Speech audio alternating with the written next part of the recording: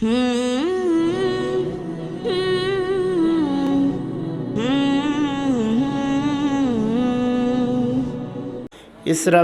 আলাইহিস সালাম তিনি যখন সিংহার মধ্যে ফুৎকার মারবে,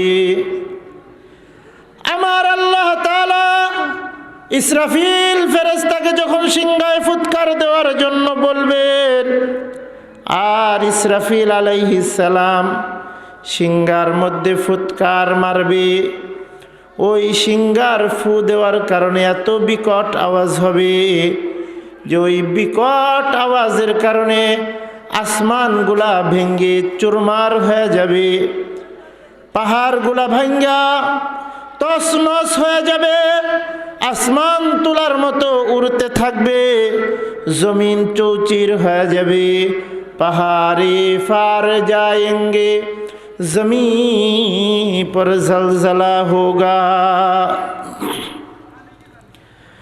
पहाड़े फार जाएंगे जमीन पर जलजला होगा, मोहम्मद तख्त पर होगा, अदालत पर खुदा होगा, तमाम दुनियाয় কিয়ামত কায়েম হয়ে যাবে, সব কিছু ধ্বংস হয়ে যাবে, মানুষগুলা পাগলের মতো দৌড়াইতে থাকবে, কিয়ামত কায়েম হয়ে যাবে।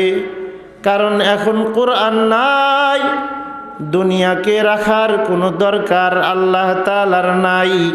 তবে যতদিন আমার আল্লাহ দুনিয়াকে রাখার ইচ্ছা করবেন, ততদিন পর্যন্ত তামাম দুনিয়ার নাস্তিক বেঈমান মিলেও আল্লাহর কোরআনকে ধ্বংস করতে পারবে না।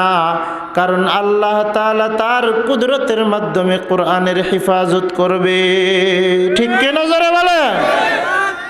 আল্লাহ তাআলা তার নিজ জিম্মাদারিতে কোরআন হেফাজত করবে। কারণ কি? দুনিয়া আরো রাখবেন আল্লাহ। এজন্য ইন্না নাহনু নাযালনা যিকরা ওয়া ইন্না লাহু লাহাফিজুন। আমার আল্লাহ তাআলা বলেন, কোরআনকে আমি নাজিল করেছি, কিয়ামত পর্যন্ত এই কোরআনের হেফাজতের জিম্মাদার স্বয়ং আমি আল্লাহ তাআলা হয়ে গেলাম। আল্লাহু আকবার বলে।